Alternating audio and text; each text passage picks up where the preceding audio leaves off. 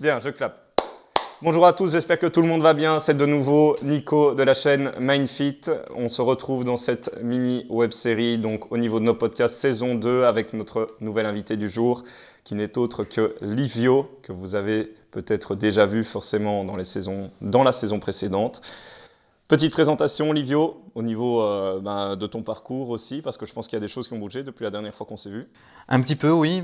Du coup, bonjour à tout le monde, bonjour Nico, merci pour l'invitation. Ça fait toujours plaisir. Écoute, depuis l'année passée, depuis presque 2 ans maintenant, qu'est-ce qui a changé? J'exerce, c'est déjà bien. Donc maintenant, je travaille directement en tant que clinicien, en tant que psychologue clinicien. J'ai amélioré mes connaissances, j'ai continué de travailler, d'étudier un peu, de voir du coup un petit peu plus de gens directement et de pouvoir échanger. Donc ça suit son cours, doucement mais sûrement. Ça fait plaisir, quoi. Et puis il y a plein d'autres projets personnels aussi qui... J'ai emménagé et tout ça dans ma vie perso, donc... Magnifique. Ouais, clairement. Je suis content. Franchement, ça fait plaisir. On va directement mettre les pieds dans le plat. Le dernier sujet dont on avait parlé, c'était, je pense, en 2022 pour la saison 1. C'était assez touchy. On va changer un petit peu de tout ce qu'on avait parlé la dernière fois. Ça va toujours concerner un petit peu le monde sportif, les aspects motivationnels aujourd'hui. J'ai le fil conducteur, tu le sais, tu as eu les questions un petit peu. Et on va commencer directement. Donc, il faut savoir que dans le coaching sportif, des fois, on ne parle pas juste de sport et de tout ce qui touche à l'aspect motivationnel. Donc, ma question étant, ce n'est pas la première fois qu'on entend parler dans le monde du coaching sportif et parfois même dans le coaching mental, de biohacking. On parle aussi de cerveau reptilien. De quoi s'agit-il exactement quand on parle de biohacking et de cerveau reptilien? Et est-ce que c'est des notions qui sont encore d'actualité, selon toi, dans le monde de la psychologie aujourd'hui? En fait, le problème à la base, c'est que la question qui se pose, c'est toujours qu'est-ce qu'on fait exactement avec une notion? Dans le sens, est-ce qu'une notion a du sens pour quelque chose? Est-ce qu'elle a une utilité pour quelque chose? Si je prends la question du cerveau reptilien, l'idée, elle vient à la base d'une théorie qui s'appelle la théorie du cerveau triunique. Elle vient fin des années 50, début des années 60 par Paul MacLean. Et l'idée, elle était très simple, c'était de proposer un premier modèle sur comment est-ce que le cerveau humain en est arrivé à ce qu'il est aujourd'hui. Et donc il part d'une idée plaisante, on va dire, hein, c'est assez plaisant à imaginer. On a les reptiles et ça suit la belle évolution qu'on connaît de l'espèce humaine jusqu'à l'espèce humaine, à savoir on a le reptile qui ensuite commence à grandir, devient une espèce de mammifère et ensuite on a les espèces humaines qui arrivent et donc il a imaginé que le cerveau suivait un peu ce courant-là. Alors il y a 2 problèmes, le premier c'est que l'évolution ne s'est pas passée comme ça, donc on a déjà le premier problème à ce niveau-là, et que deuxièmement, le cerveau ne s'est pas développé comme ça non plus. On n'est pas parti d'une base de cerveau de reptile qui s'est ensuite développé en cerveau de mammifère, qui s'est ensuite développé en cerveau d'humain. Tu vois, ça n'a pas marché comme ça. Et donc d'un point de vue purement scientifique, le modèle ne tient pas. Le modèle ne tient tout simplement pas. Tu n'as pas cette espèce de couche de reptile qui servira à expliquer les comportements primaires comme l'agressivité, les instincts sexuels, etc. Ensuite, une couche un petit peu plus sophistiquée qui permettrait d'expliquer les comportements un peu émotionnels, d'attache et tout ça. Et puis la couche supra-divine de l'espèce humaine qui est cognitive, réfléchie, intelligente, qui construit les trucs. Ça ne marche pas comme ça. Les choses se sont...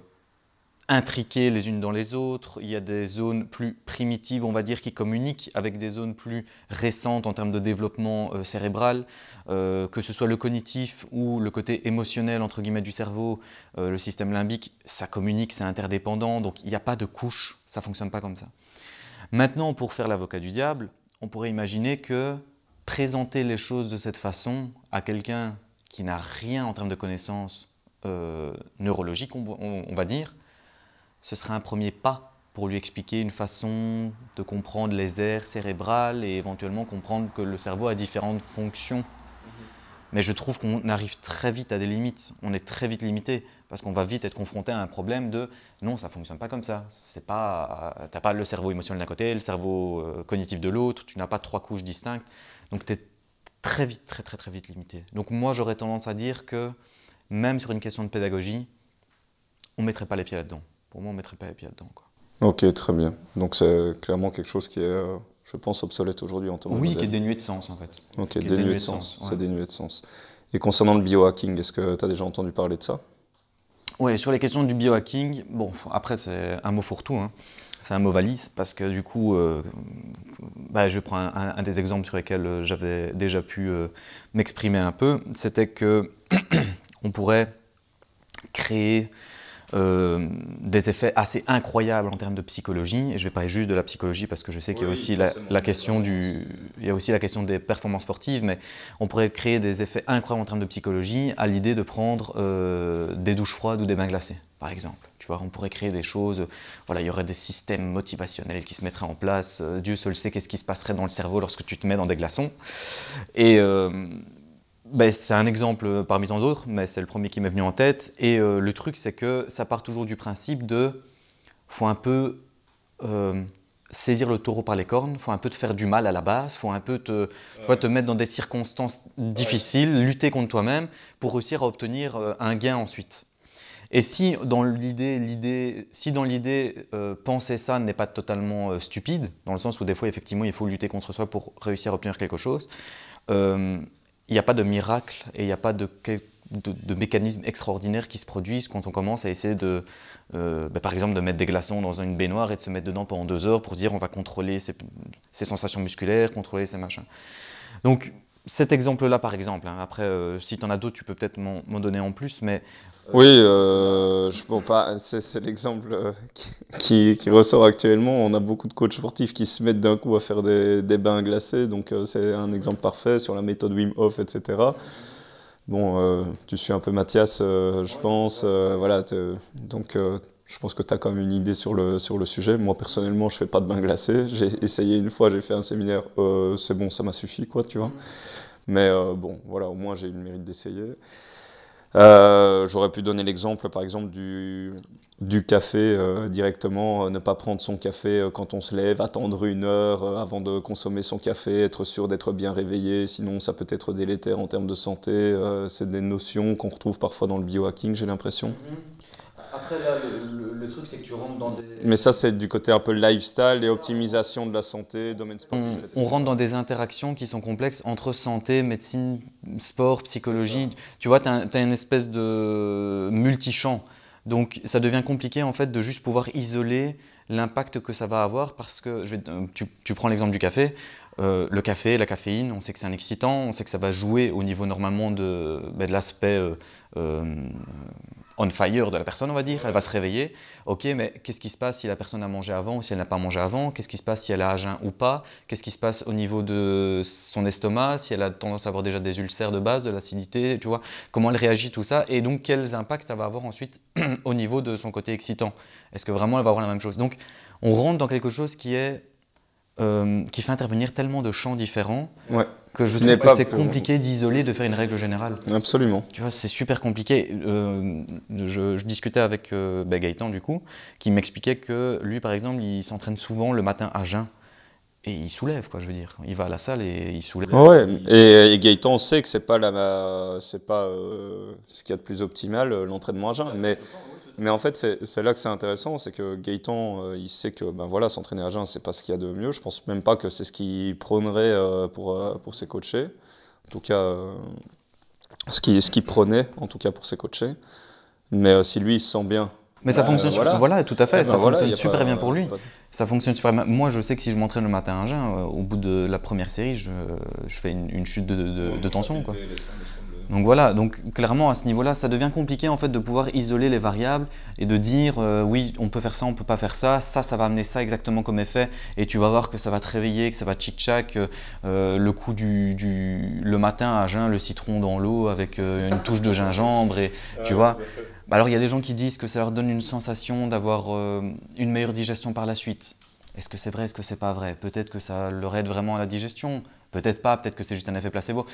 À ce niveau-là, du coup, bon, déjà, je ne suis pas médecin, donc ça devient compliqué de me prononcer. Et surtout, j'ai envie de dire, si tu as l'impression que ça te fait du bien, et qu'en soi, ça ne… Il n'y a pas de risque ou très peu de risque. Enfin, voilà, ouais. Ton citron au matin parce que tu as l'impression que ça t'a digéré, eh ben, bois ton citron et ton eau au matin parce que ça t'a digéré, quoi. Ouais. Tu vois, là, c'est mon point de vue clinicien qui rentre plus en ligne de compte que le point de vue, on va dire, evidence-based, puisque je ne connais pas les données là-dessus. Je vais plutôt réfléchir en tant que clinicien en me disant, est-ce que pour le patient ou le client, est-ce que c'est problématique A priori, c'est pas problématique. Est-ce que ça semble lui faire plaisir psychologiquement parlant? Oui. Bon, jusqu'à preuve du contraire, jusqu'à ce qu'on ait des raisons de penser que c'est dangereux, bois ton eau et ton citron le matin, fais le chaud, froid si tu as envie, mets des petites bougies autour si ça te fait plaisir et il n'y a pas de souci. On a parlé de cerveau reptilien, de biohacking, tu as fait des parallèles notamment avec le fameux bain glacé, cette sensation de se sentir fort, etc. Et donc, je vais en arriver à un autre stade, parce que ça aussi, ce sont des discours qu'on entend régulièrement. J'ai été sujet à ce genre de discours avant de tempérer davantage, à réfléchir un petit peu plus par rapport à ça.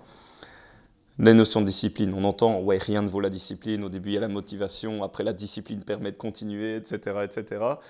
Et est-ce que c'est vraiment le cas?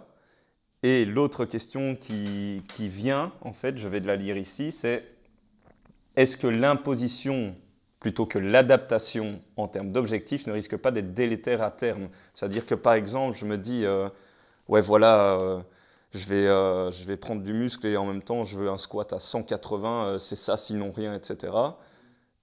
Et qu'on se rend compte que ben voilà, certains paramètres de ma vie en fait, font que ça ne va plus sur certains plans que j'avais pas prévu parce que je lis pas l'avenir tout simplement, même si je vais voir Madame Irma. Hein. Et petit big up astrologie, le premier podcast. Est-ce que me dire ouais quoi qu'il arrive, je m'écarte pas du chemin, plutôt que me dire non, là je pense qu'il va falloir adapter et peut-être revoir les objectifs. C'est pas délétère. Est-ce que cette notion de discipline, en fait, ça ne peut justement pas être problématique dans certains cas? Moi, je pense qu'il y a deux choses à distinguer du coup à ce niveau-là. Parce que si je m'éloigne un petit peu et que j'essaie de prendre une vue d'ensemble, la question, elle est au global, quel que soit le domaine, que ce soit sportif ou dans la vie, elle est premièrement la question de motivation et de discipline. Restons d'abord là-dessus, on va séparer les choses en deux. La question de motivation et de discipline, déjà, il faut savoir que on n'est pas totalement c'est pas responsable mon terme, on n'a pas toutes les cartes du jeu en main lorsqu'il est question de discipline. Il y a des gens qui ont plus de difficultés à s'autodiscipliner que d'autres, parce que ça ne dépend pas que de nous en tant que tel, je veux dire. Il y a déjà évidemment le contexte dans lequel on est, l'environnement, les choses qui peuvent se passer autour de nous, etc. Qui bien plus que ce que l'on pense. Qui peut jouer dans la façon dont on va être capable de s'auto-gérer. Et en plus de ça, on a aussi des variations interindividuelles dans notre capacité propre à pouvoir se focus sur quelque chose. Il y a des gens qui ont des troubles de l'attention. Pour eux, pouvoir s'auto-discipliner et focus leur attention sur un seul domaine, voilà, c'est pas toujours évident. Fatalement, ils ont des troubles de l'attention. Bien que dans certains domaines spécifiques dans lesquels ils se plaisent beaucoup, ils peuvent le faire beaucoup plus facilement que d'autres. Mais donc si tu prends deux étudiants typiques stéréotypés, on va dire, qui doivent étudier les mêmes matières pour un même examen à un même moment, tu les mets tous les deux dans des pièces séparées et tu leur dis voilà, vous devez étudier ça. Tu en as un qui possiblement au bout de 30 minutes va commencer à essayer de feuilleter les pages vite fait en se disant c'est bon, j'ai lu. Et tu auras l'autre qui sera obligé de surligner absolument tout ce qu'il va lire et qui ne lâchera pas et qui ne mangera pas pendant 3 jours et qui va même oublier de se laver parce que tant qu'il ne connaît pas jusqu'à la ligne, c'est pas suffisant. Donc les variations interindividuelles des gens en termes de capacité à rester focus et concentré sur quelque chose, elles sont déjà gigantesques. Ça c'est une chose. Ensuite, une fois qu'on a dit ça, la question de la motivation, elle rentre en ligne de compte à partir du moment où on a besoin de se mettre à faire quelque chose. Mais une fois qu'on se met à faire quelque chose et qu'on le fait suffisamment longtemps, il n'est plus vraiment question de motivation, il est question d'habitude. En fait, tu rentres dans un autre processus où tu crées une habituation. Et il est pas rare de croiser des gens qui te disent qu'ils avaient du mal à commencer le sport ou ils avaient du mal à commencer ça. Et ils disent qu'aujourd'hui, s'ils passent une semaine sans faire leur activité sportive, ils ne se sentent pas bien, quoi. Ils ne se lèvent pas le matin et c'est la dépression. Donc il y a une mise en place au départ qui demande de la motivation et qui finit par créer une espèce d'habituation et l'habitude prend place et l'habitude est beaucoup plus puissante que la motivation. Créer des micro-routines et des habitudes, c'est 10, 20, 30, 50 fois plus puissant que juste d'être motivé à la base. Parce que le jour où tu n'es pas motivé, tu ne le fais pas du coup. Ouais. Tandis que si tu as une habitude, que tu as régulé, ou en tout cas en partie, un peu ta vie autour de certains trucs qui sont très importants pour toi, bah, dès que tu ne vas pas le faire, en fait, il y aura un manque parce que tu as une habitude. Donc voilà, ça c'est pour répondre à la première partie de la question. Je vais te laisser répéter la deuxième partie. Oui, bien sûr, hein, je l'avais noté ici, donc c'était notamment est-ce que l'imposition plutôt que l'adaptation en termes d'objectifs ne risque pas d'être délétère à terme?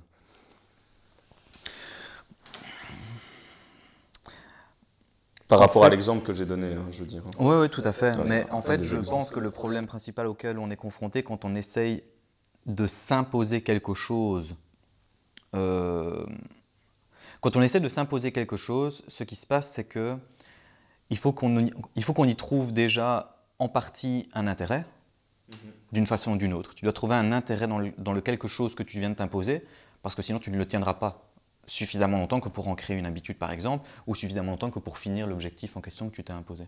Donc tu dois y trouver un intérêt, ou sinon vraiment ça va être de la lutte acharnée contre toi-même et tu vas te vider de ton énergie.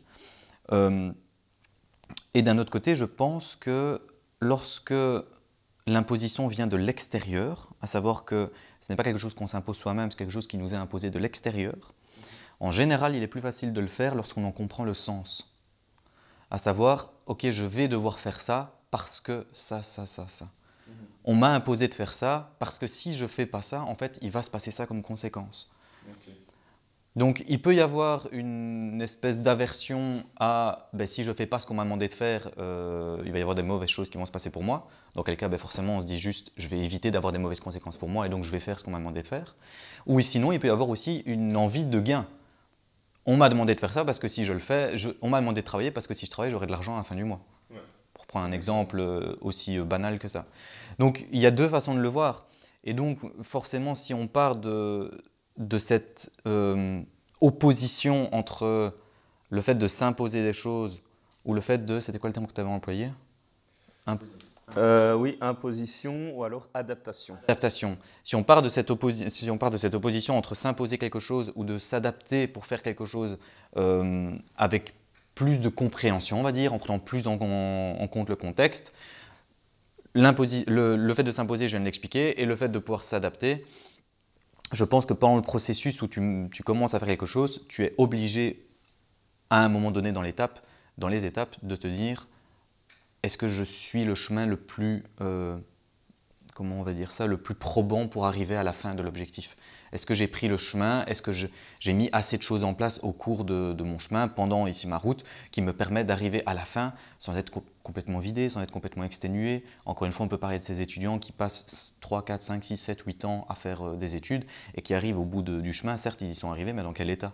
Tu vois, ils sont complètement morts, vidés, ils ont perdu 30 kilos et voilà. Donc la façon dont tu vas pouvoir gérer, après ça ne dépend pas toujours de nous, hein, je veux dire c'est facile de le dire, mais la façon dont tu vas pouvoir gérer un peu certaines choses au cours de ton chemin, la façon dont tu vas pouvoir remettre en question le chemin que tu as pris, ça a tout autant d'importance que le fait d'arriver à la fin, je pense. Ok. Et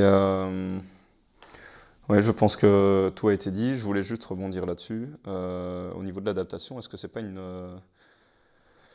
une forme d'intelligence ou plutôt une capacité que l'on a, que l'on peut considérer comme étant de l'intelligence, de s'adapter face à une situation? En partie, oui. La flexibilité, c'est la capacité à être flexible, c'est une capacité d'intelligence, entre guillemets, c'est une démonstration d'intelligence, le fait de pouvoir être flexible. Mais il y a un revers de la médaille à ça, c'est que on peut vite se cacher derrière cette flexibilité d'adaptation pour en réalité ne pas réellement aller chercher les objectifs qu'on avait fixés à la base. Oui. Tu vois? Donc, il peut y avoir un petit côté, je ne vais pas dire malsain, mais il peut y avoir un petit côté facile de s'extirper des objectifs qu'on avait fixés à la base sous couvert de « oui, mais j'ai juste réarrangé mon emploi du temps ». Et en fait, ça fait 4 semaines ou 6 mois que tu t'es dit que tu allais faire du sport et ça fait 6 mois que tu as réarrangé ton emploi du temps parce qu'il y avait d'autres priorités. Tu vois, et ça fait 6 mois qu'en fait, tu n'as pas fait une séance. Donc, la vraie preuve d'intelligence, je pense, enfin, ce n'est pas vraiment une preuve d'intelligence, mais la vraie preuve d'humilité là-dedans, ce serait d'être honnête avec soi-même et de se dire à quel point est-ce que ce que je viens de mettre en place est réellement quelque chose qui m'a permis d'atteindre mes objectifs de façon plus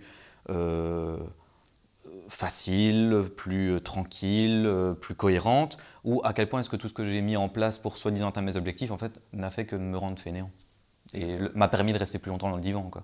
Ouais. Donc voilà, je pense qu'il faut prendre du recul et se questionner sur soi-même à ce niveau-là. Ok, top. On parlait des habitudes tantôt. Et justement, je voulais vraiment te poser cette question-là parce que je suis tombé sur certains contenus sur les réseaux et, qui te disaient en gros, pour arrêter une mauvaise habitude, ben arrête. Arrête, ouais, Tu c'est vois. ça. Ouais. T'es triste, arrête. Voilà, c'est ça, Ouais. tu vois. Donc, ok, mais est-ce que c'est... ouais, franchement, ça me fait rire, quoi, parce que je me dis, mais bon, oui, ok, si c'était aussi simple, on le ferait, mais est-ce que c'est vraiment si facile? Et si ce n'est pas le cas, comment est-ce qu'on peut amener à un changement d'habitude? Comme dirait un grand influenceur, rien à foutre de ta dépression. Ouais. Tu te lèves, quoi. Tu te lèves et t'y vas. Vraiment, quoi. Donc, c'était un peu maladroit, je lui jette pas la pierre. Euh, alors, en fait, j'ai même du mal à me dire qu'il y a vraiment des gens qui pensent que c'est... si, il y en a, mais j'ai quand même du mal à me dire que tu peux te convaincre réellement que c'est comme ça que ça fonctionne quand tu t'assieds et que tu y réfléchis ne fût-ce que 2 minutes, quoi. Genre réellement, est-ce que tu penses que les gens qui ont des difficultés à arrêter de fumer, de boire, de machin, ou de manger pour certains problèmes d'alimentation, est-ce que tu penses réellement que juste, ils se lèvent le matin et ils se disent bah en fait flemme, je vais continuer à faire ce que je faisais jusqu'ici, je vais continuer à fumer alors que j'ai dit que j'allais arrêter depuis 10 ans. Comme s'il n'y avait pas des processus qui les dépassent, tu vois. Ouais. Comme s'il n'y avait pas des choses qui, d'un point de vue psychologique, Ah, mais je peux te dire que dans le domaine du coaching sportif, t'en as pas mal hein, qui te balancent des absurdités pareilles. Ouais, ouais, ben bien sûr. J'allais dire, d'un point de vue psychologique, moi, l'image que j'aime bien donner dans ce genre de cas, c'est que tu as des choses qui s'emparent de toi. Il y a des choses que tu ne contrôles pas, qui s'emparent de toi, des manifestations internes qui viennent et qui prennent le contrôle, des pulsions momentanées. Et c'est une lutte acharnée, mais qui peut durer maintenant 10 minutes et qui peut durer 2 fois 10 minutes, 5, 10, 20 fois 10 minutes par jour, par semaine, par mois et puis des fois par année. Donc c'est tellement facile de jeter la pierre à base de oui, ben, tu veux faire du sport, ouais, lève-toi, va faire du sport. Alors que la personne a des difficultés à organiser son emploi du temps, la personne a des difficultés à se lever le matin à la même heure, la personne a des difficultés à se préparer un bon petit déjeuner, etc. etc. Et donc en fait, il n'y a pas juste un souci de va à la salle, il y a un souci de toute ta vie est à revoir dès le départ en fait. Il faut reprendre les choses au départ. Et j'avais un discours un petit peu comme ça avant aussi. Là aussi, j'ai changé, j'ai changé d'avis par rapport à ça. C'est que non, c'est pas si évident. Hein, Non, bien clairement sûr, c'est pas. pas évident. Surtout que ce qui se passe en général, je le vois énormément. Quand des patients viennent me voir en consultation pour un problème de ça ne va pas avec mes parents, on se dispute beaucoup. Au fur et à mesure des séances et des discussions qu'il va y avoir, on va se rendre compte que le problème de communication avec les parents est un petit poisson dans une mare de poissons où en fait il y a aussi des soucis de communication avec les professeurs à l'école et en fait aussi des soucis d'intégration dans des groupes d'amis à l'école et il y a aussi quelques petits problèmes en fait au final quand même d'intégration dans des groupes au football ou dans une autre activité sportive et donc en fait on se rend compte que la personne n'a pas un problème avec ses parents. La personne a une série de petits problèmes qui remontent à une source quelconque qu'on doit identifier à ce moment-là évidemment et donc c'est là qu'il faut retourner. Donc pour en revenir à ta question, les habitudes, elles ne se changent pas en un claquement de doigts, parce qu'en général, une mauvaise habitude est accompagnée d'une myriade d'autres mauvaises habitudes. Et donc c'est pour ça que le travail de coach, comme on dit souvent, est si difficile. Et c'est pour ça que le travail de psy aussi est si difficile. C'est qu'en général, quand tu essaies de provoquer un changement chez quelqu'un, tu t'attaques pas juste à un élément dans sa vie. En général, en fait, tu vas devoir toucher beaucoup d'autres éléments dans sa vie, connexes. Tu veux changer ton physique, bah, tu ne vas pas juste aller à la salle et juste t'entraîner, même si ça peut en partie déjà améliorer le truc. Tu vas en général aussi modifier un peu ton alimentation, modifier un peu ta consommation d'alcool, modifier aussi un peu éventuellement ton NEAT, ta dépense calorique au quotidien, tu vois, etc. etc., etc. Donc voilà, maintenant pour donner Une solution concrète? J'adore, je fais juste une aparté, mais c'est tellement plus stylé de parler à un psy qui fait de l'activité physique et qui est un peu fan aussi de musculation parce qu'il y a moyen de faire des liens tellement plus aisément, tu vois. Je sais que t'es pas coach sportif, mais voilà, mais je sais que tu kiffes je sais que tu kiffes la salle en tout cas et que bah, ça t'aide au moins. Oui, bien sûr, bah, du coup, on peut faire plus de ponts, quoi. Voilà. Maintenant, du coup, pour donner un exemple plus psy, si tu veux euh, changer une habitude, une des meilleures façons de le faire en général, c'est de la remplacer par une autre habitude. Si tu as une fixette, c'est un peu ce qu'on fait aussi avec par exemple les patchs de nicotine pour les fumeurs qui fument la cigarette à la base. On remplace cette habitude-là par une autre habitude, à savoir le patch, d'un point de vue physiologique, je veux dire évidemment. Ouais. Donc la sensation est la même, grosso modo, sauf qu'elle est à plus petite dose. Maintenant, d'un autre point de vue, on peut aussi faire une habitude délétère pour quelqu'un, on la remplace par une autre habitude qui sera moins délétère pour bien faire évidemment. Bah, c'est marrant parce que je parlais de ça justement avec Mathias et Vas hier quand je les ai vus. Et ils expliquaient justement, ben, dans le cas de la cigarette, des fois c'est juste le geste qui manque, et donc on n'a pas envie de reprendre la cigarette, et donc on passe sur la vapote. Tout à fait, ouais, bien sûr, tout à fait, ouais, exactement. Exactement. En fait, ce qui va se passer, c'est que tu peux remplacer une habitude. Alors, bon, il y a des gens qui sont accros à la nicotine, et donc dans quel cas, forcément, là, on est vraiment sur un aspect plus physiologique. Mais en général, comme je le disais, une mauvaise habitude s'accompagne d'autres choses. Donc en général, il y a le cercle d'amis qui est fumeur. Ouais.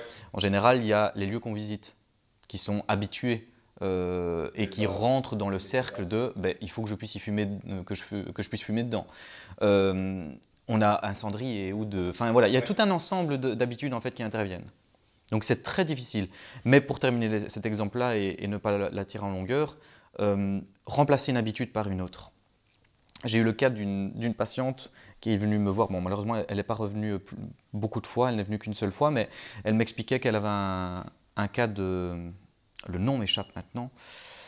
Je l'ai sur le bout de la langue, mais le nom m'échappe. Elle se grattait en fait de manière insupportable en fait. Elle se grattait toujours, elle s'arrachait un peu les croûtes, un bouton, mais juste à 100, tu vois. J'arrive plus à avoir un nom, soit. Et donc, une des choses qu'on a mis en place directement, que je lui ai conseillé de faire, c'est de chercher à ne plus reproduire ce geste-là sur elle-même, mais sur autre chose. Tu vois, essayer de gratter une autre surface, gratter une feuille de papier, gratter un gilet ou n'importe quoi d'autre pour éviter de s'amocher le visage évidemment puisque c'était ça le problème. Le problème en soi n'était pas de se gratter, le problème était que elle se tuait le visage quoi. Et donc je lui ai conseillé de remplacer ça par autre chose.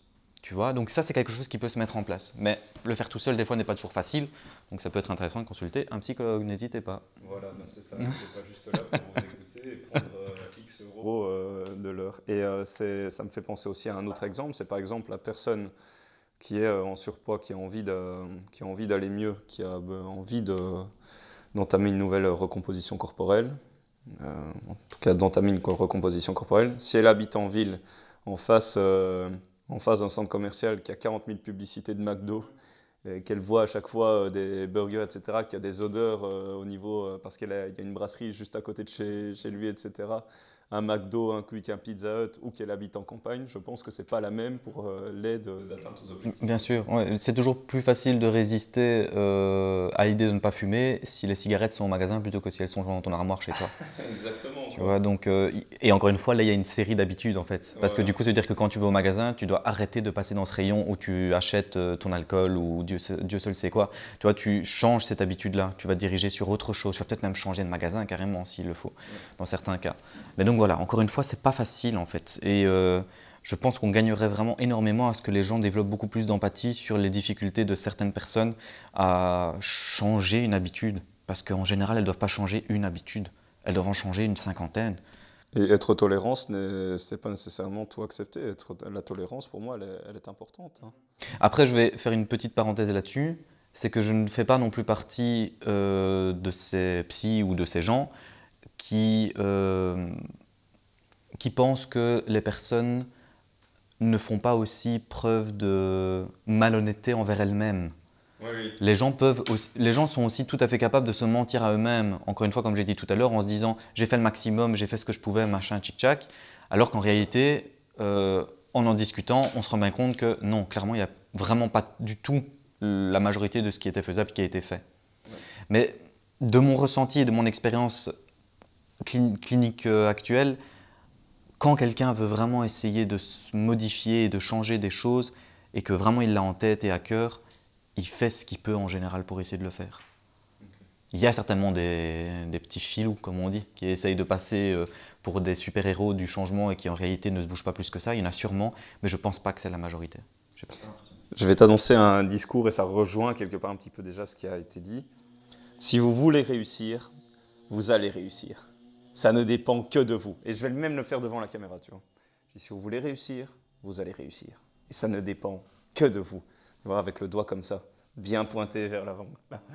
Eh ben, on en arrive donc à une situation où beaucoup échouent malgré tout. Alors que pourtant, si on se fie à ce discours, comme on entend dans les fameux développements personnels, ben, logiquement, ça devrait fonctionner. Donc, est-ce que la psychologie suffit à réussir ou on a tendance à négliger un aspect qui pour moi est extrêmement important, c'est l'environnement socio-économique et d'autres paramètres? Oui, mais je pense que tout le monde connaît la réponse à ça en réalité. Hein.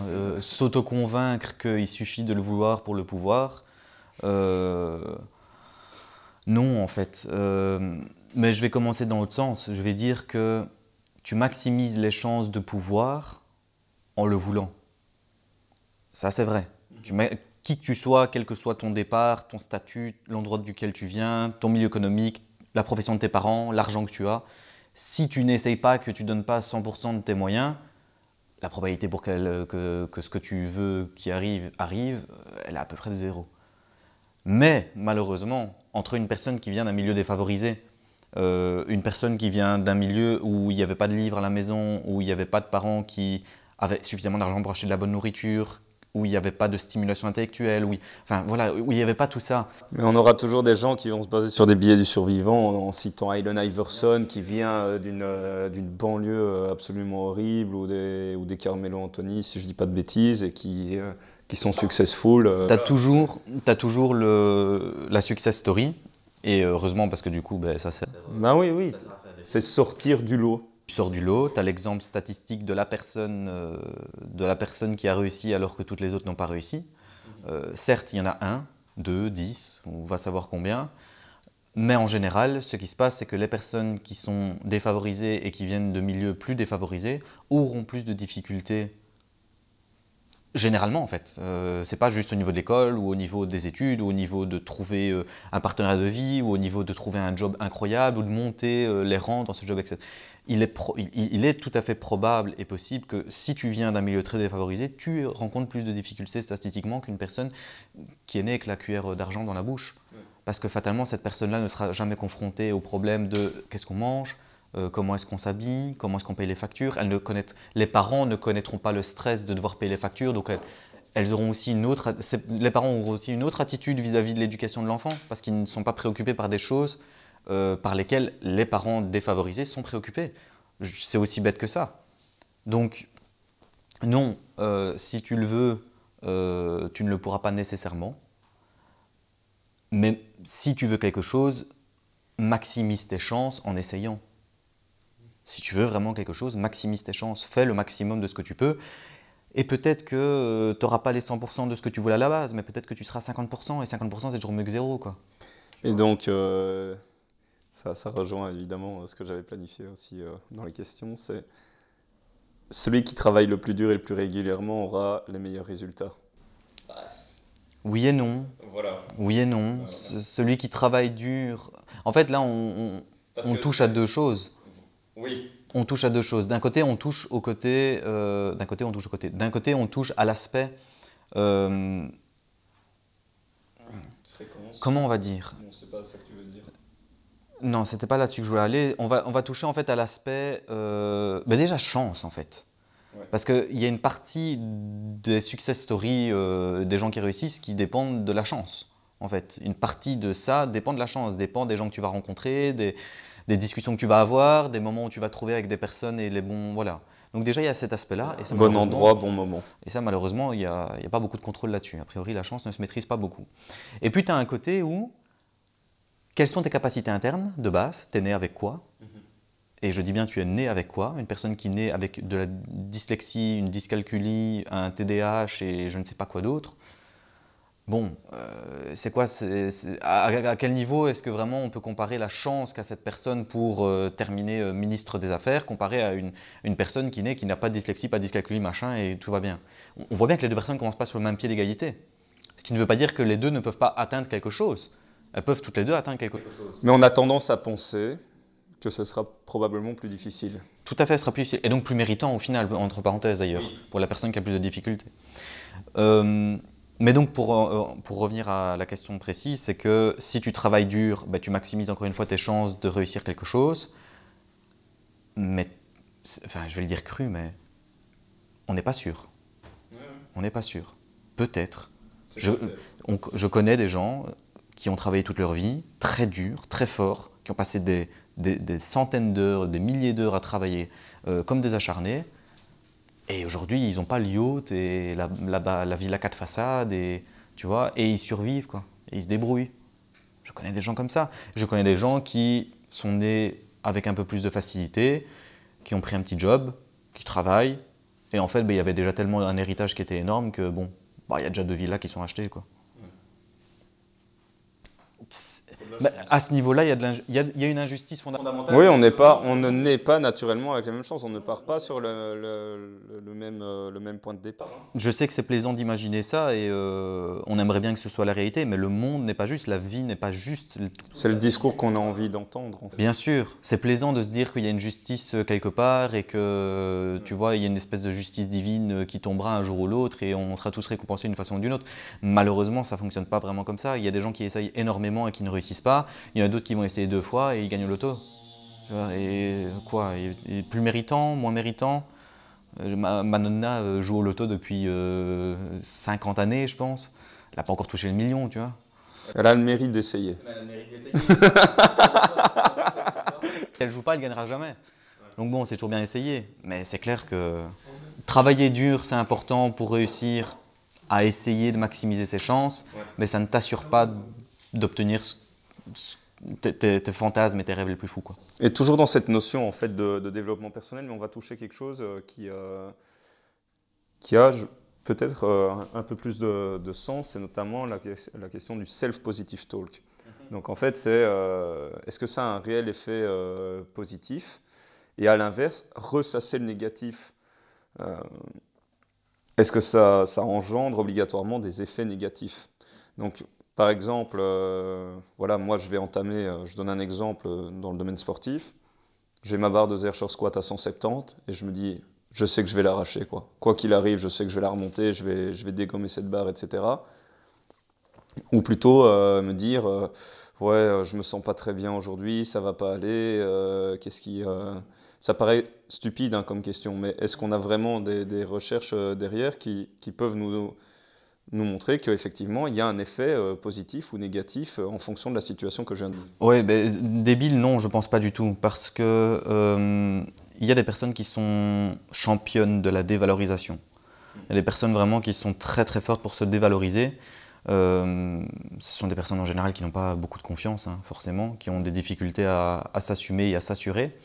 Il y a des personnes qui sont excessivement douées et elles ont du coup cette capacité de pouvoir se valoriser sur le fait qu'elles peuvent se dévaloriser. Tu vois, elles peuvent dire je suis très très forte dans la dévalorisation.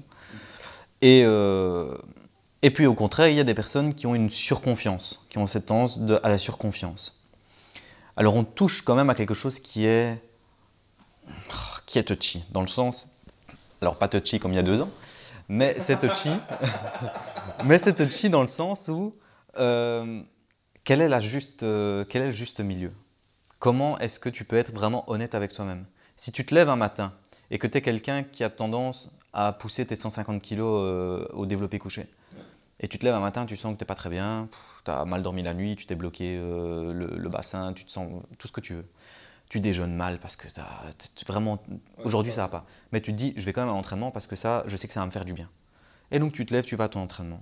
Tu arrives, tu mets ta barre de 150, tu la soulèves, tu sens que tout ton corps tremble, tu te dis ici, je vais faire 2 reps et je vais mourir. Et donc tu décides, en étant en toute honnêteté avec toi-même, de diminuer ta barre et de te dire non, aujourd'hui je vais travailler à 140. Ben, il y a un côté extrêmement intelligent dans l'acte, il y a un côté extrêmement humble dans l'acte, et il y a surtout un côté très raisonnable. Donc, à partir du moment où tu es capable d'avoir cette discussion avec toi-même sur quelles sont tes réelles capacités, tes réelles qualités, on va dire, entre guillemets, là, maintenant, tout de suite, si tu sais avoir cette discussion honnête avec toi-même, tu es capable de te dire « aujourd'hui je peux, aujourd'hui je ne peux pas ». Je sais que d'habitude je peux, mais aujourd'hui je ne peux pas. Je sais que d'habitude je ne peux pas, mais aujourd'hui je vais quand même essayer. Donc en fait, le self-positive talk, comme on aime bien le dire, et le fait de se dévaloriser, ça dépend le moment. Il y a des moments où en fait la dévalorisation, ou plutôt la remise en question, elle a du sens. Il y a des moments où le petit boost, le petit surboost, tu sais, comme quand tu as pris tes 2 scoops de booster avant d'aller à la salle et que tu arrives et tu as envie de te battre avec des gens dans la salle, tu ne sais pas ce qui se passe, tu te dis le premier qui me parle mal, je lui lance des haltères parce que tu as cette surconfiance qui arrive. Tu vois, l'effet du booster, cet effet vraiment de surconfiance. Je pense qu'il y en a qui en consomment trop. Tu vois. Voilà, tout à fait, clairement. En plus, le pré-workout, c'est vraiment discutable. Hein. C'est vraiment très discutable. Favoriser la caféine. mais voilà, cet effet de… Ou alors tu soulèves une charge que tu n'avais pas l'habitude et puis au moment où tu lâches les haltères, tu te relèves, tu te demandes qui a pu voir à quel point tu étais puissant sur le moment, tu vois. Et qu'en fait, tout le monde n'en a rien à foutre parce que globalement, chacun fait son entraînement.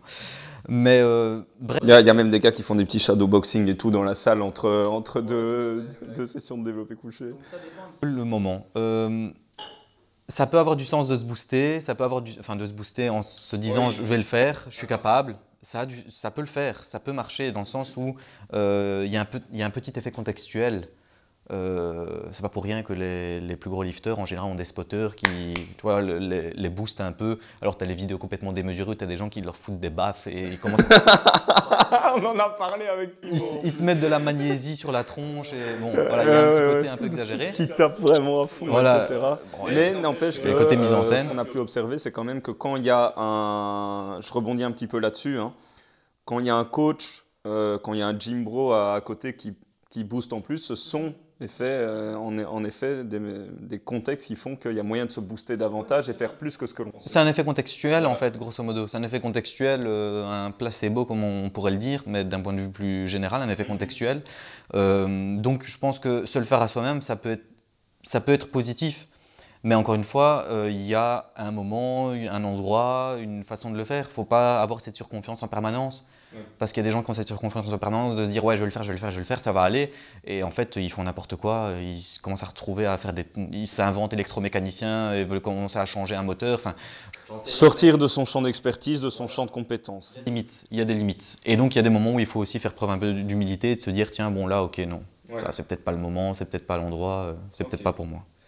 Alors, justement, à ce niveau-là, je vais bifurquer complètement. Je vais parler d'entraînement, mais ça ne va pas être entraînement physique, donc mon corps de métier.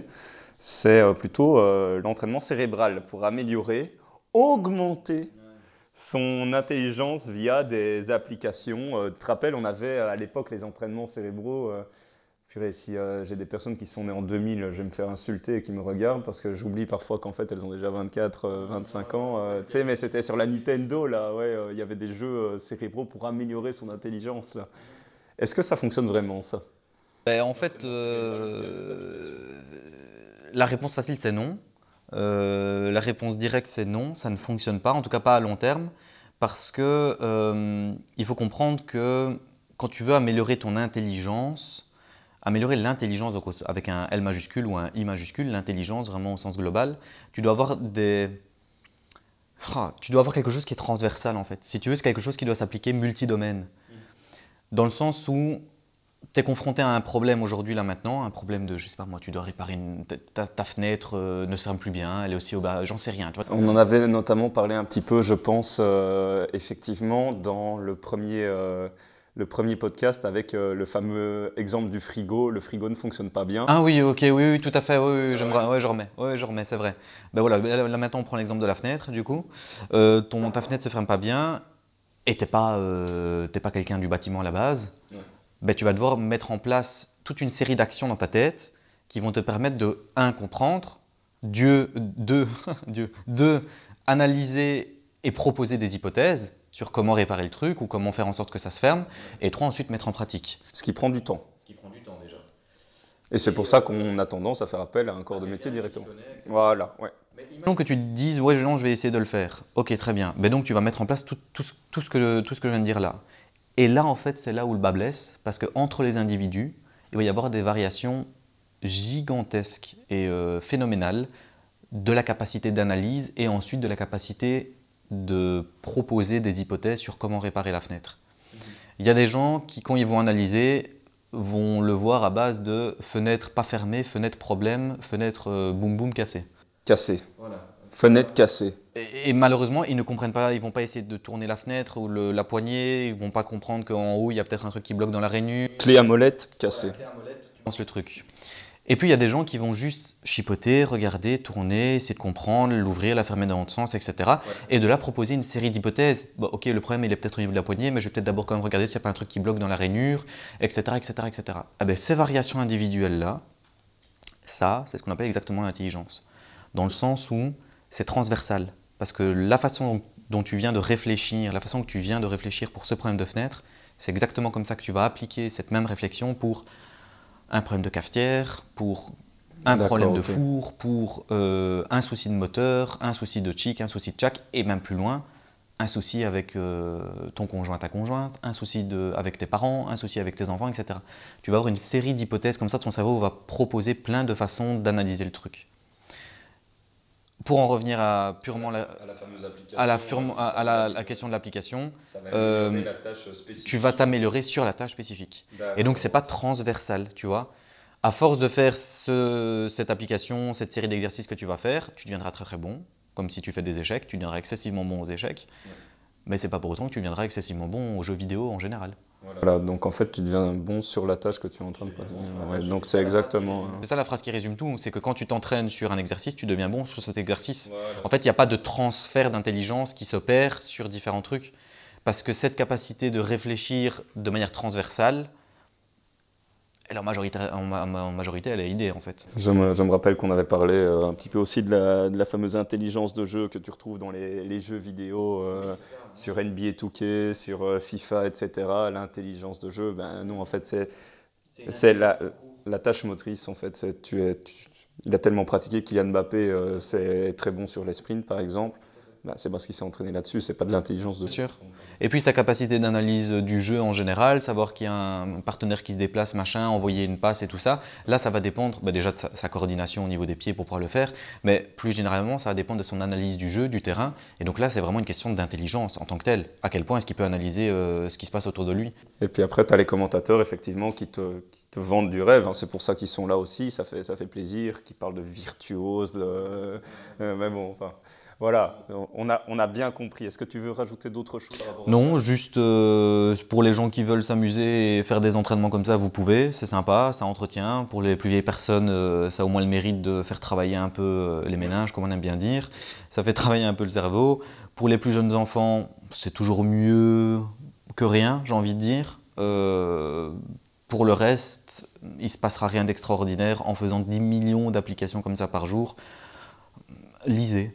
Au bout d'un moment, juste laissez tomber ce genre de trucs et lisez, vous apprendrez bien plus de choses en termes de culture générale. Et là, par contre, ça, tu peux vraiment l'augmenter. Ouais. Tu peux vraiment améliorer ton intelligence générale, enfin ta culture générale, pardon. La lecture.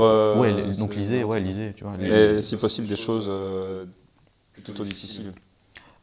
Bref, des choses plutôt difficiles, oui, dans le sens où on ne va pas lire oui et va à la ferme et cueille ses 3 marguerites tous les matins. Moi, j'aime bien Martine. Ou Martine va à la ferme et prend les œufs de ses poules tous les matins. Tu peux le lire une fois, mais disons que tu ne vas pas aller très loin avec ça. Donc, lire des choses qui te stimulent, quoi. Après, il y a des gens en fonction des préférences qui vont aimer de la romance, d'autres qui vont aimer de la science-fiction, d'autres qui vont aimer lire... Je vois que tu regardes la collection de mangas à côté des bouquins de physiologie que j'ai ici. Bon, après, c'est bien de lire différentes choses.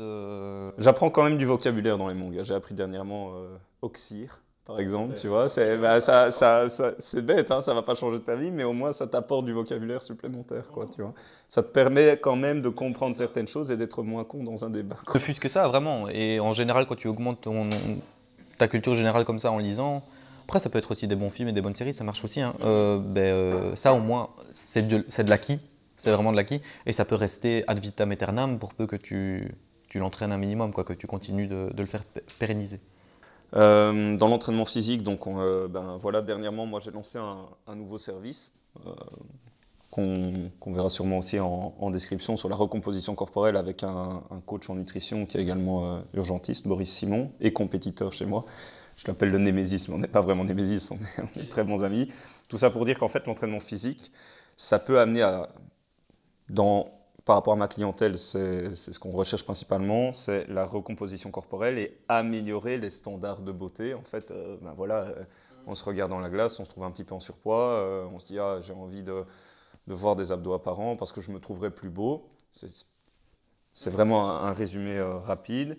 Mais est-ce que les standards de beauté, c'est uniquement culturel?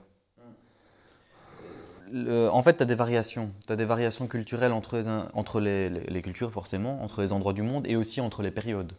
Tu as des variations sur ce qui est considéré comme le standard de beauté. Tu as des petits trucs des fois comme ça qui peuvent passer sur les réseaux sociaux où tu vois une évolution de ce qu'est la beauté féminine idéale, oui. Et ils te font passer de 1930 à 2015. Quoi. Oui. Et tu vois, il y a une certaine évolution. Parce que forcément, en fonction de la période, en fonction de ce qui est dans l'air du temps, le regard de la société sur ce qui est considéré comme beau change et varie un peu. Voire beaucoup d'ailleurs, ça dépend. Mais il y a des choses qui sont aussi universellement indiscutables. Par exemple, que tu demandes à un Asiatique ou à un Européen ou un Africain ou un Américain ou un Péruvien ou tout ce que tu veux, si c'est plus beau un visage plus symétrique qu'un visage moins symétrique, ouais. En général, le visage plus symétrique est trouvé plus beau, ouais. Parce que plus plaisant à regarder. Ok, donc il y a quand même des critères qui ne sont pas... Il y a des critères qui semblent être immuables, entre guillemets. Ouais. Tu vois, si tu as quelqu'un qui a un œil là et l'autre l'œil là, ben, ça nous choque, entre guillemets. Ouais. Ça nous interpelle directement. Ouais. On trouve ça moins beau. Parce qu'on a tendance à chercher, en tout cas pour le visage humain, après il y a des questions d'art, de Picasso et tout ça, mais ce n'est pas la question. Sur le visage humain, on aura tendance à essayer d'aller chercher quelque chose qui nous fera plus penser à une symétrie plus importante. Ça, on trouve ça beau. Les visages plus jeunes, en général, quand je dis plus jeunes, on entend par là plus juvénile en fait, oui. qui renvoie une image de moins abîmé. Je ne sais pas comment le dire autre, mais moins abîmé, surtout chez les femmes. C'est quelque chose qui universellement semble être considéré comme plus beau aussi. Une peau plus lisse, tu vois, avec moins d'irrégularités et des choses ainsi. Après, les variations en termes de taille, de poids, les variations en termes de corpulence. Ça semble plutôt des variations interindividuelles. Ça semble varier, pardon. Ouais, ok. Moi, je trouve ça très intéressant quand même d'avoir, en fait, selon la population, qu'on arrive quand même à se mettre d'accord dans la généralité. Ouais, en fait, c'est des études interculturelles qui ont été menées et on a quand même un petit recul maintenant parce que les premières datent déjà de quelques décennies maintenant. Mais il y a des choses qui semblent ne pas bouger, quoi. Il y a des choses qui semblent ne pas bouger, et que ce soit chez les hommes ou chez les femmes, hein, dans le sens où si tu demandes aux hommes qu'est-ce qu'ils trouvent attirant chez les femmes, il y a des trucs qui varient. Mais il y a des trucs qui ne varient pas, comme la symétrie, le côté juvénile, et vice-versa. Si tu demandes aux femmes qu'est-ce qu'elles trouvent attirant chez des hommes, et ça peut être aussi pour les couples, enfin pour les homosexuels, ça marche aussi tout autant. Les questions de symétrie, ça revient aussi. Les questions de corpulence, ça semble chez les hommes être un peu moins proéminent en termes de critères. Donc il semblerait que le fait qu'un homme soit plus ou moins gros, plus ou moins musclé ou plus ou moins fin, ce ne soit pas un critère qui soit spécialement revenu. Enfin, il varie, quoi, je veux dire. Ça semble varier énormément en fonction des cultures, des temps et des âges, donc voilà. On est actuellement, en tout cas, dans une période où il y a de l'évolution sur le domaine social. On lutte contre les inégalités. Ma question étant, est-ce que, par moment, en voulant se rapprocher le plus de l'égalité, on s'entend par là, hein, qu'évidemment, il y a des choses que moi, personnellement, je ne tolère pas. Est-ce que plus d'égalité, ça n'amènerait pas aussi à plus de différence? Ça dépend ce qu'on entend par égalité. Parce que si tu as une égalité… Entre quoi et quoi, par exemple? Si On t'as va une… dire entre les sexes, entre hommes et femmes. Non, dans le sens… Non, c'était pas ça que je voulais dire, je me suis mal exprimé. Ça dépend de ce qu'on entend par égalité, dans le sens de quelle égalité on parle. Parce que, par définition, un arbre n'est pas égal à une pelouse, ou je ne sais pas, un champ n'est pas égal à une rue. Tu vois, ce ne sont pas deux choses qui sont comparables, parce qu'elles ont des critères différents, elles ont des natures différentes.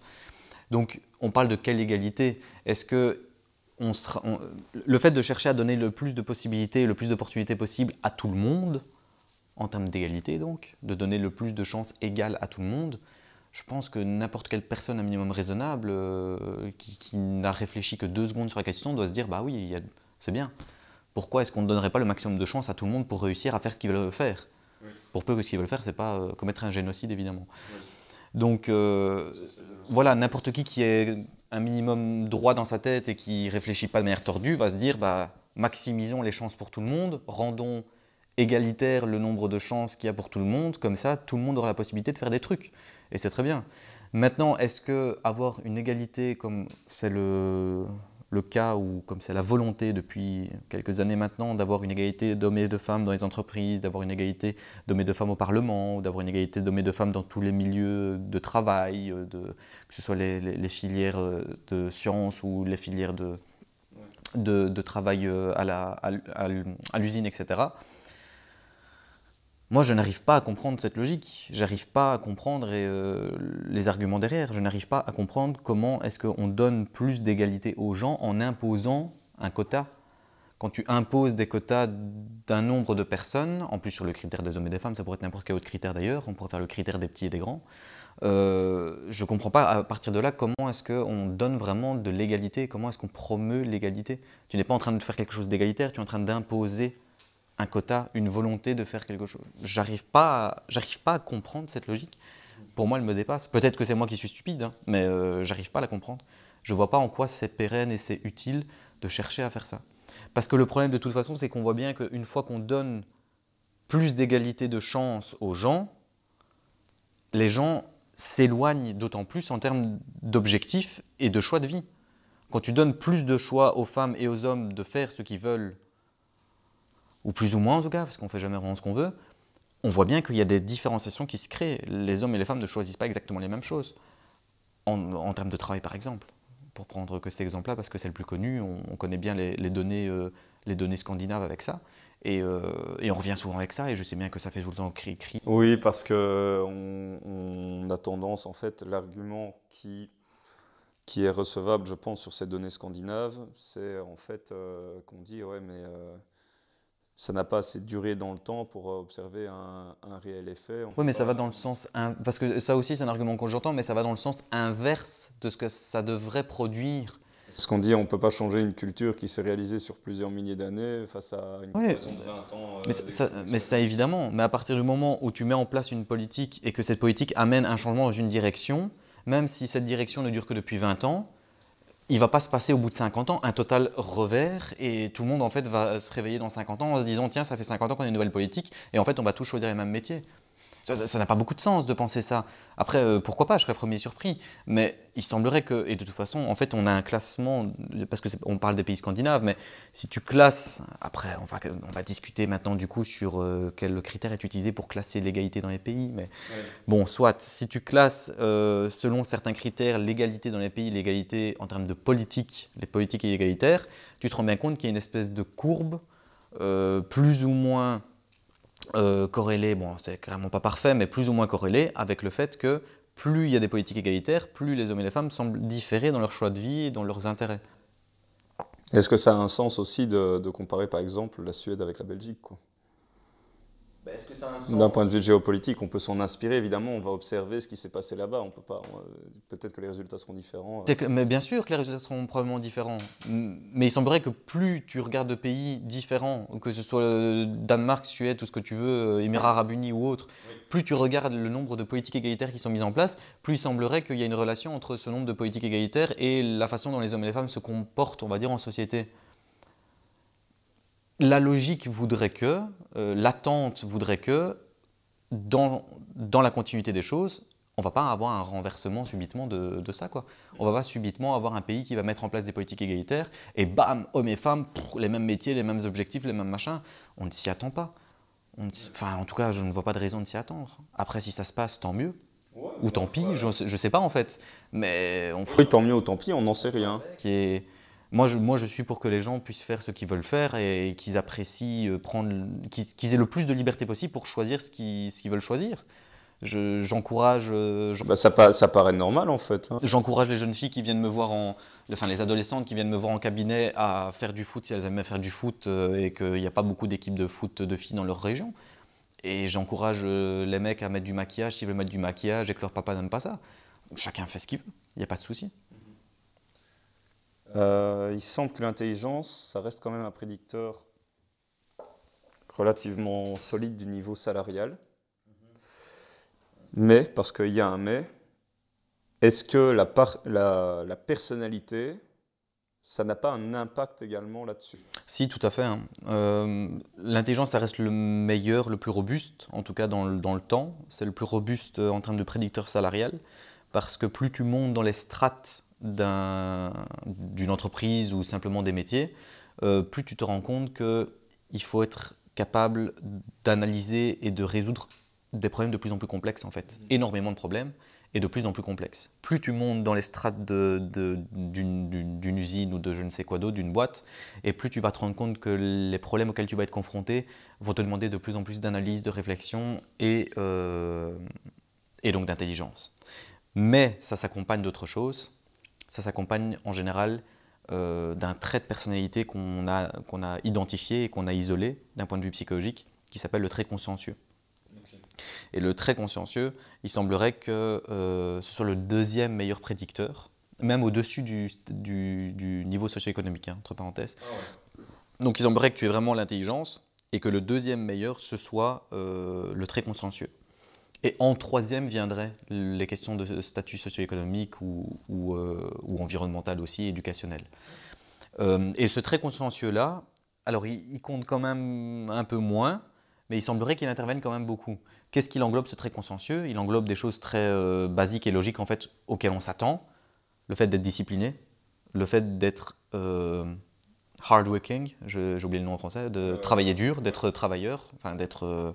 ouais, tu as compris ce que je voulais dire. Et le fait de le faire dans le temps, tu vois, de ne pas lâcher le truc, quoi. Ça rejoint un peu la discipline. Quand tu es discipliné et que tu travailles dur, si en plus de ça tu es intelligent, bah on s'attend à ce que ce soit ces gens-là quand même qui gagnent le plus d'argent au bout d'un moment. Ça relève quand même pas mal de la génétique, quoi, du coup. Ça relève pas mal de la génétique en partie, oui. Ouais. Ça relève pas mal de la génétique, ouais, en partie, oui, clairement. J'espère que c'est plus difficile de dire ça aujourd'hui. Mais oui, c'est des variations interindividuelles entre les individus d'un point de vue génétique majoritairement. L'intelligence est majoritairement génétique. Après, les interactions qu'elle a avec l'environnement, évidemment, sont importantes et sont complexes. Mais c'est majoritairement le capital génétique de nos parents et de nos grands-parents qui va intervenir là-dedans. Et le trait consciencieux, c'est très compliqué. C'est très très compliqué de réussir à t'entraîner à être discipliné si tu ne l'es pas à la base. Hein. N'importe quel parent qui a des enfants, essayez de discipliner vos enfants, vous allez voir. C'est très très compliqué si c'est pas instinctif de l'enfant en fait. C'est vraiment important ce que tu dis là, parce qu'à faire des raccourcis tellement rapides, franchement, dans le domaine du coaching sportif, il y a tellement de dérives, tu sais. On me dit, ouais, ben, il suffit de discipliner, machin, tout le monde peut le faire, que quand tu entends un discours nuancé comme ça. On revient à ce qu'on disait tout à l'heure, mais c'est vraiment très compliqué. Tu ne peux pas discipliner quelqu'un. Tu vas t'épuiser avant qu'il ne soit discipliné. Tu ne peux pas discipliner quelqu'un. Une des règles qu'on a en thérapie, c'est d'amener le plus petit changement et le plus longtemps possible chez un patient sans que ça ne lui demande trop d'efforts. Donc si un patient n'arrive pas à se faire à manger le matin, on ne va pas lui dire bah, tu te lèves et tu te fais à manger. On va lui dire est-ce que tu penses que c'est possible que le matin tu prennes une tasse et tu la mettes sur la table?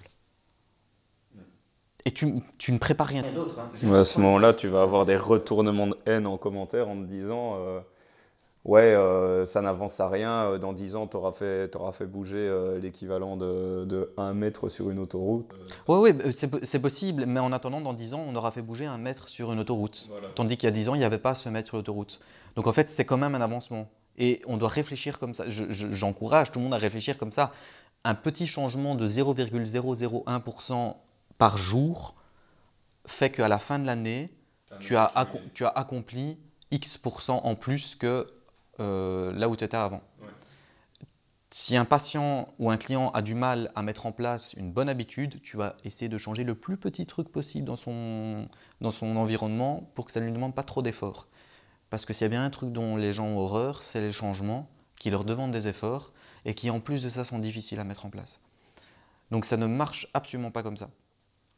Je ne sais même plus c'était quoi la question de départ. Je me suis éloigné. Oui, mais c'était on parlait du trait L'intelligence consciencieux, et le de trait consciencieux et la l'intelligence, discipline forcément, et le ça fait va d'être... bien, etc. Voilà, Je exactement. pense qu'on a- Tout à fait. Donc non, c'est pas facile du tout de s'autodiscipliner si on ne l'est pas de base. Donc malheureusement, désolé, ça ne dépend pas beaucoup de nous à ce niveau-là. Il semblerait que la génétique vienne jouer son rôle et fasse des divergences entre les individus. Et donc ben, forcément, oui, au niveau salarial, les gens qui travaillent dur, beaucoup, sont disciplinés et qui en plus de ça sont intelligents, bah, ils ont beaucoup de cartes en main, quoi. Après, encore une fois, ils vont peut-être se planter. Mais ils partent avec plus de chance. Plus de chance, mais ils partent aussi avec un des avantages, et je vais terminer là-dessus. Ils partent avec un des avantages, c'est que tu peux rapidement tomber amoureux de ta propre intelligence et tomber amoureux de ta propre capacité à travailler dur. Tu peux développer un narcissisme, Le revers de la médaille. un espèce de narcissisme autosuffisant, on va dire, un narcissisme tellement démesuré que tu finis par te regarder dans le miroir en te disant « je travaille tellement dur et je suis tellement fort, qu'est-ce qui peut me résister ?» Et tu finis par te ramasser parce que tu finiras par te ramasser sur quelque chose ou sur quelqu'un qui sera un petit peu plus intelligent que toi ou qui travaillera juste un peu plus dur que toi. Il y a toujours meilleur que soi. Et si ce n'est pas quelqu'un, c'est un événement de vie qui va s'en charger. Parce que tu ne maîtriseras quand même jamais tout. Tu fais ça et le lendemain, tu apprends que tes parents sont dans un accident de voiture. Ton intelligence et ton travail dur n'auront rien changé à ça. Donc il y a ce ce gros défi aussi à mesurer quand tu es quelqu'un d'intelligent et qui travaille dur. C'est que tu dois être tout à fait conscient et capable de te mesurer dans ta propre admiration, on va dire. C'est très important. Question élémentaire et tu vas comprendre où je vais en venir. Mais je vais juste commencer de manière simple. L'hypersensibilité. C'est quoi l'hypersensibilité? Qu'est-ce que c'est?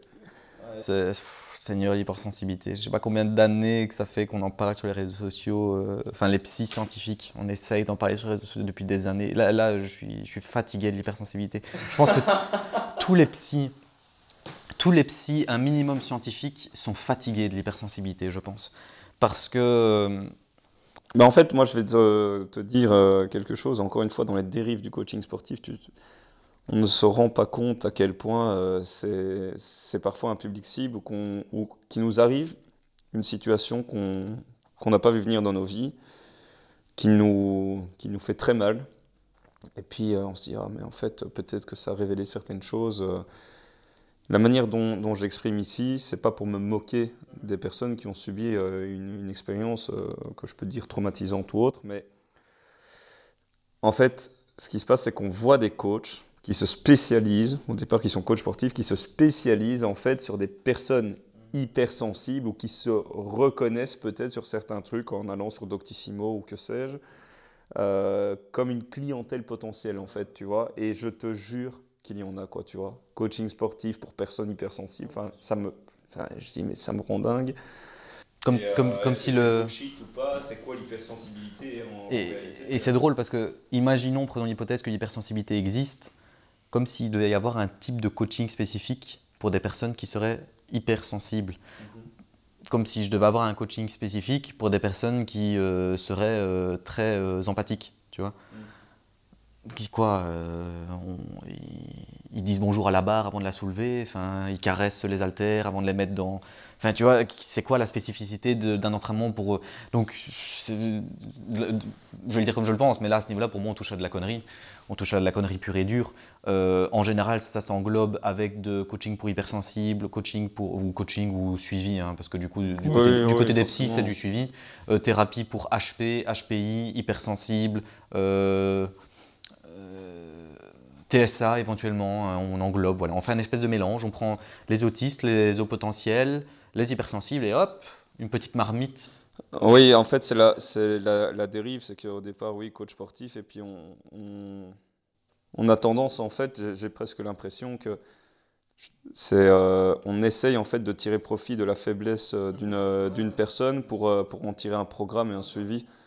Enfin, voilà, moi j'ai un peu du mal avec ça, quoi. J'ai beaucoup de mal avec ça. En fait, j'ai beaucoup de mal...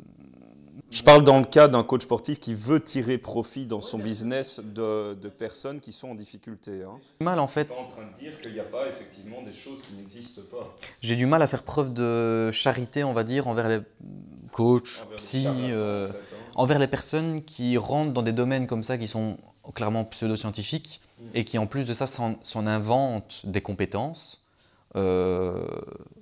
professionnelles qui requièrent normalement un certain nombre d'années en général d'études déjà, un diplôme, et qui en plus de ça requièrent surtout une attention très particulière parce que c'est de l'humain, tu vois, parce qu'on parle de prise en charge d'humain, on ne parle pas de réparer un frigo. Le frigo, si tu ne le répares pas et qu'il ne fonctionne pas, ben, tu jettes tes yaourts, c'est pas grave. Si tu répares mal, que tu prends mal en charge plutôt, parce que réparer, si tu prends mal en charge un humain, mais tu vas peut-être vraiment aggraver une situation. Donc, on n'est pas en train de jouer, tu vois, on n'est pas en train de faire des... La personne qui se présente à toi comme hypersensible et qui vient avec son fardeau, son lot de problèmes, tu peux pas juste déblayer ton C en disant « mais moi, j'ai fait 3 burn-out, je suis sorti de la dépression, regarde, j'étais hypersensible aussi et je vais t'aider ». Par pitié, quoi, non, tu vois, ça fonctionne pas comme ça. Donc, j'ai vraiment... En fait, ma tristesse et ma déception se transforment très rapidement en colère face à des gens comme ça, parce que j'ai l'impression qu'ils peuvent vraiment faire plus de mal que de bien. Donc j'ai beaucoup de mal à être charitable envers eux, parce que pour moi, bah déjà il y a des charlatans, je veux dire, de nom et de renom, quoi. Il y a vraiment des gens qui savent qu'ils n'en ont rien à foutre et qui vont extirper de l'argent, pur et dur. Ceux-là, je les méprise. Mais en plus de ça, tu as une catégorie de gens qui pensent qu'ils font bien, qui pensent que vraiment ils peuvent agir là-dedans, et qui s'en convainquent. Et malheureusement, je pense que, j'ai pas de statistiques, mais j'ai l'impression qu'ils font plus de mal que de bien, à terme. Ça peut plus vite tourner au mal qu'au bien. Tourner au vinaigre. Exactement, tourner au vinaigre. Du coup, l'hypersensibilité, ça n'existe pas des gens hypersensibles. Il n'y a pas de gens hypersensibles. Parce que déjà, le mot ne veut rien dire. Donc on a déjà un problème de compréhension scientifique, de compréhension médicale. Si tu vas chez ton médecin et que tu dis « Monsieur ou Madame, je suis hypersensible », le médecin ne va rien te prescrire. Parce qu'on ne sait pas de quoi on parle. Est-ce qu'on peut quand même dire qu'il y a des personnes plus sensibles que d'autres? Mais sensibles sur quoi? C'est ça la question. Voilà, c'est ça. Je pense que quelque part, tu viens de donner un élément de réponse. Exactement. Sur quoi? Et donc c'est pour ça que si quelqu'un vient voir un psy en consultation, il se présente comme hypersensible, le psy, sa première réponse, ça doit être « Qu'est-ce que vous entendez par là ?» Là, il va bagayer, hein, dans la majorité des cas, la personne va bagayer. Et pas « Ah oui, vous inquiétez pas, je comprends tout à fait, vous avez des particularités, vous êtes exceptionnel, c'est une force ou je sais pas quoi. » Ça, c'est de la couillonnade. Ça. Comment ça, c'est une force ou je sais pas quoi? Qu'est-ce que ça veut dire, c'est une force quoi? Être sensible est une force et du coup, si je suis pas sensible, je suis pas fort. Enfin, non, on rentre dans des trucs qui n'ont aucun sens. Masse fois accélération égale force. Mais oui, c'est ça, ouais, gravité, tu vois. Ouais.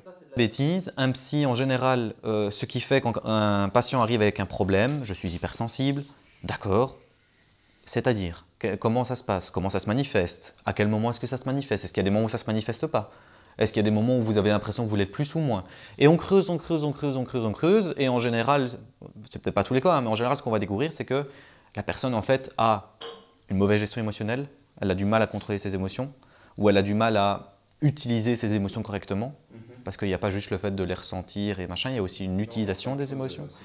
La personne est trop agréable, je vais plutôt dire ça Un comme taux ça. d'agréabilité Taux d'agréabilité trop élevé. trop élevé. Elle a un taux d'agréabilité trop élevé, ce qui implique qu'en fait elle est toujours dans le don de soi. Elle est toujours en train d'être à disposition des autres et donc en fait elle est un peu naïve sur les bords. En fait elle se fait utiliser, tu vois. Et donc il y a un sentiment de rancœur presque qui peut se développer aussi.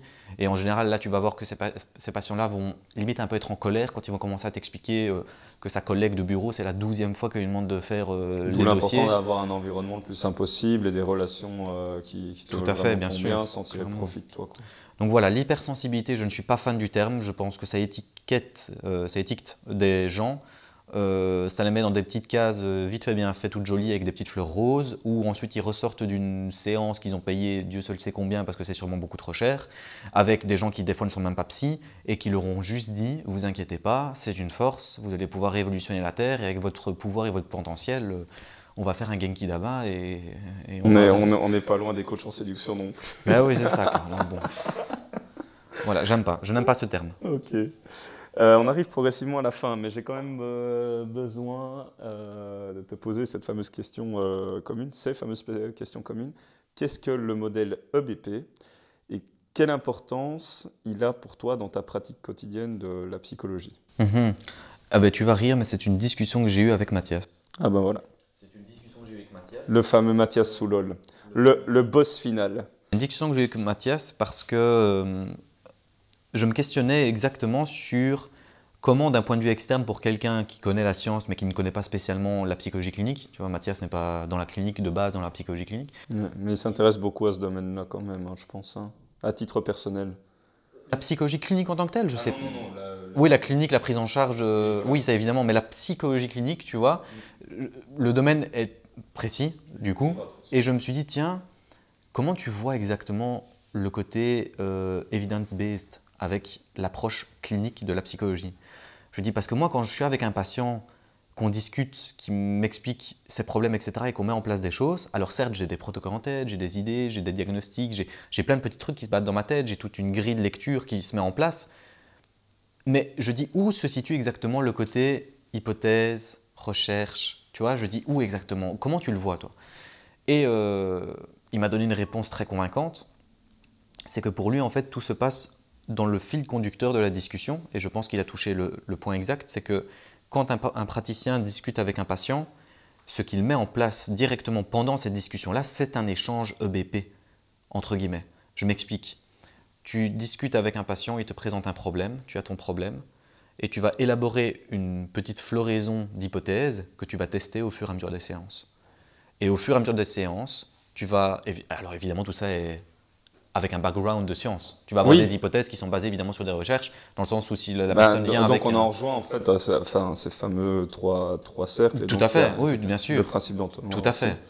Et donc tu viens avec toutes ces hypothèses qui sont étayées dans ta tête par une grille de lecture scientifique, avec les modèles scientifiques que tu connais, et tu vas tester tes hypothèses au fur et à mesure des séances. Première hypothèse, tiens, je pense que cette personne est en burn-out. Il y a des éléments convaincants, oui, non, plus ou moins, ok, je ne suis pas trop sûr, des variables qui m'échappent, il y a des trucs que je ne comprends pas, et ainsi de suite. Deuxième hypothèse, en fait, j'ai l'impression qu'il y a un vrai souci avec ses collègues. Ce n'est pas vraiment un burn-out, c'est qu'elle a du mal à s'assurer. Ok, il y a des éléments qui convainquent, oui, non, plus ou moins, ça parle au patient, ça ne parle pas, et ainsi de suite, tu vois. Et la façon dont il me l'a expliqué, je trouvais que le modèle EBP venait de prendre encore plus de sens, pour moi en tout cas, dans la pratique clinique. De psychologie clinique, j'entends évidemment. Tu as ce background de recherche scientifique, tu as évidemment ces connaissances parce que tu as lu tes bouquins, tu connais tes études, etc. Tu as ton modèle, qu'il soit systémique, psychanalytique ou quoi que ce soit d'autre, ce n'est pas trop la question. Toi, tu avances avec ces données-là et puis tu viens confronter en fait tes données et tes hypothèses avec ce que le patient va te donner comme retour. Et tu fais un jeu de ping-pong comme ça. Tu fais un jeu de ping-pong. Et en général, tu laisses la balle d'ailleurs dans le camp du patient parce que c'est le patient lui-même qui formule ses hypothèses en fait et qui les annule ou qui… Voilà, parce que tu le pousses à la réflexion. Tu disais justement, c'est l'exemple qu'on a eu juste avant. Ouais, je pense que je suis hypersensible. Qu'est-ce qui vous fait dire ça?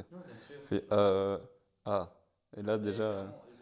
Une des choses que j'applique dans ma pratique et une des choses sur lesquelles je suis archi convaincu, et c'est une idée qui vient de Freud, qui ne date pas d'hier, c'est que le patient est la première personne qui va être capable de trouver exactement le problème et de trouver exactement la solution. Si tu laisses les gens parler suffisamment longtemps, si tu laisses les gens s'exprimer suffisamment longtemps, et que tu ne les interromps pas plus que ça, elles vont finir par tellement étaler les choses qu'elles finiront par se dire « Tiens, en fait, ouais, c'est vrai que j'ai pas essayé ça, en fait. Ah oui, c'est vrai que le problème est peut-être là. Mais c'est vrai qu'en vous disant ça, je me rends compte que… » Et c'est des phrases que j'entends tout le temps dans mes pratiques, absolument tout le temps. Mais c'est vrai qu'en fait, je me rends compte quand même que ça, c'est difficile. Ou alors, elles vont dire un truc, elles vont commencer à pleurer. Tu vois, et ça, vraiment, ça, moi, c'est un point d'honneur dans ma pratique. Je suis convaincu que les gens ont les solutions et les hypothèses à formuler en eux. Il suffit juste de les guider et ils vont les trouver. Merci Livio. On arrive progressivement donc à la fin, comme j'ai annoncé tantôt. Nous sommes en plein air des réseaux sociaux, tu le sais. Tout va très vite, excessivement vite. On veut du contenu rapide. Parfois, il faut que ça soit consommé en 7 secondes, 15 secondes. La minute devient difficile. Dans cette optique, est-ce que tu sais conseiller une personne à suivre? Une seule personne. Peu importe le domaine, ça permet de découvrir d'autres personnes de différents domaines, ou le domaine de la psycho, que ce soit anglophone, francophone, hindou, indien. Dans le domaine… en fait, je vais devoir dire non, parce que je n'ai personne de gens que je suis qui font des formats short comme ça, des formats très courts. Que ce soit short ou carrousel, ou peu importe, hein, vraiment, on peut aller au… Ouais. Enfin, je vais m'expliquer du coup, parce que les gens que je suis en général déballent sur 1 heure. Ouais. C'est compliqué de raccourcir comme ça. Après, oui, il y a des petites informations qui peuvent être sympas à prendre comme ça, à la volée, entre guillemets, mais je ne suis pas certain que le potentiel de rétention de ces informations sur des shorts à la volée que tu consommes comme ça, il soit très, très élevé. J'ai l'impression que les shorts que tu consommes à la volée comme ça, tu n'en retires pas grand-chose en général. Tu les as consommés pour dire les consommer, c'était vraiment le coca que tu as bu parce que t'es en terrasse et il faut bien boire, quoi. Ouais. Tu vois, t'en as pas retenu grand-chose. Maintenant, ce que je conseille en général aux gens de faire, c'est de… Je l'avais mis sur mon Instagram, hein, j'avais partagé une fois, mais tu trouves des petits podcasts ou des petites chaînes YouTube, pas nécessairement des grosses, hein, ça dépend, voilà, ça peut être 10 000 abonnés des fois ou 2000 et ça fait très bien le taf.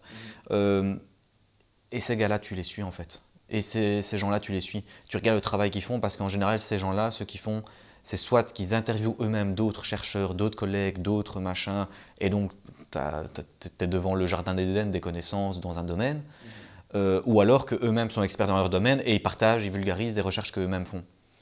Le psychologie podcast et des choses ainsi, enfin, c'est extrêmement vaste. C'est extrêmement vaste.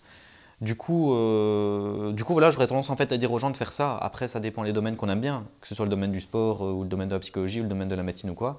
Trouver ces petites personnes plus ou moins connues, des fois très connues, et regarder si elles n'invitent pas d'autres personnes avec qui elles discutent aussi, et du coup aller sur la chaîne de l'autre personne, et tu crées un espèce de petit réseau. Si vous en êtes encore là actuellement dans ce podcast, n'hésitez pas à vous abonner. La personne à suivre, c'est Mindfit. Du coup, voilà. Suivre Livio aussi. Une dernière chose, où est-ce qu'on peut te retrouver? Est-ce que tu as des services que tu proposes en dehors? Est-ce que tu as, je ne sais pas moi, une autre activité en dehors de ton métier actuellement de psy? Voilà, qu'est-ce que tu proposes comme service? Quelle aide tu proposes? Est-ce que tu as des réseaux, etc. Ben, pour l'instant, du coup, je suis beaucoup moins actif hein, sur les réseaux sociaux pour l'instant. Les événements se sont enchaînés et voilà. J'ai toujours en tête, quelque part dans un petit coin de ma tête, de pouvoir me reprendre. Je ne sais pas quand. À chaque fois que j'espère pouvoir le faire, j'ai d'autres choses qui viennent se rajouter. Et donc, malheureusement, le côté vulgarisation de la psychologie pour l'instant est mis de côté. Il y a eu un événement assez En fait, assez troublant aussi, notamment au niveau de la recherche sur les primates, le chercheur sur les fameux primates Ah oui, Franz de tu Waal, as ouais, affectionné, bien ouais, sûr, ouais, Franz de Waal. que j'avais suivi quelque part. Oui, clairement. Donc voilà, de temps en temps, je pop un petit peu comme ça, j'apparais et je balance une petite info ou quoi, d'un petit truc que j'ai vu qui est marqué. Mais j'ai malheureusement plus le temps pour l'instant de construire vraiment des posts, de faire des vidéos et des choses. Hein. Ça prend énormément de temps. Hein. Beaucoup de temps. Je pensais que j'aurais plus de temps une fois que j'aurais fini mes études. Au final, c'est l'inverse qui s'est produit. Ouais. Mais bon, voilà, je l'ai dans ma tête. J'espère vraiment pouvoir le reprendre à un moment. Dieu seul sait quand, mais ça devrait arriver un jour ou l'autre. Et sinon, du coup, ce que je propose en termes de travail pur et dur, c'est des suivis. Je suis psy, donc voilà, j'essaie d'aider les gens en partie. Je peux le faire en ligne. Il y a possibilité de réserver des consultations en ligne. via directement mon Instagram. Il y a la possibilité maintenant dans la bio de cliquer sur le lien et de réserver. Sinon, je le fais en présentiel. Mais comme je suis belge, je consulte du côté de la Belgique évidemment, pour le public français qui peut te suivre. Et c'est du côté de la Louvière que je consulte actuellement. Donc voilà, c'est plutôt comme ça que ça se passe pour l'instant. J'espère à un moment vraiment pouvoir reproposer parce que j'y prenais beaucoup de plaisir et c'est vraiment plaisant quand même de pouvoir échanger avec les gens, ça crée des interactions, il y a plein de réflexions qui s'en dégagent et c'est quelque chose moi qui me motive énormément et qui me fait beaucoup de bien. Donc j'espère vraiment pouvoir revenir à un moment sur les réseaux sociaux et... Ça fait plaisir. Ça fait plaisir. Et pour le domaine sportif, ça c'est une question extra. Des objectifs particuliers prochainement ou, Pas plus que ça, je n'ai pas prévu. les 45 cm de tour de bras. J'ai pas prévu l'Olympia, Non. pas encore. Peut-être l'Arnold Classique dans 2 ans. Mais Je valide. non, j'ai rien de très spécial. Je t'avoue que moi, on parlait tout à l'heure d'habitude, mais le sport fait partie de mes habitudes. Et donc, c'est quelque chose qui régule mes journées, qui régule mon énergie au quotidien, qui régule mon sommeil, qui régule mon appétit, qui régule beaucoup de choses. Et j'en ai créé une habitude que je m'efforce de garder en fait. Parce que ça fait du bien et j'encourage absolument tout le monde à le faire. Que ce soit dans une salle de sport, sur un ravel avec un vélo ou je ne sais quoi d'autre, bouger, faire du sport. Ça fait énormément de bien et ça conserve en plus, ça aide à conserver un peu plus longtemps l'intelligence au maximum de ses capacités. Plus on vieillit, plus... Ouais. Lutte contre le déclin cognitif. Clairement, ouais, Et la sarcopénie. Et la sarcopénie. Bien, merci Livio pour le podcast, c'était super. Et puis voilà, ça prend tout doucement fin. Donc merci de nous avoir suivis. Pensez à vous abonner.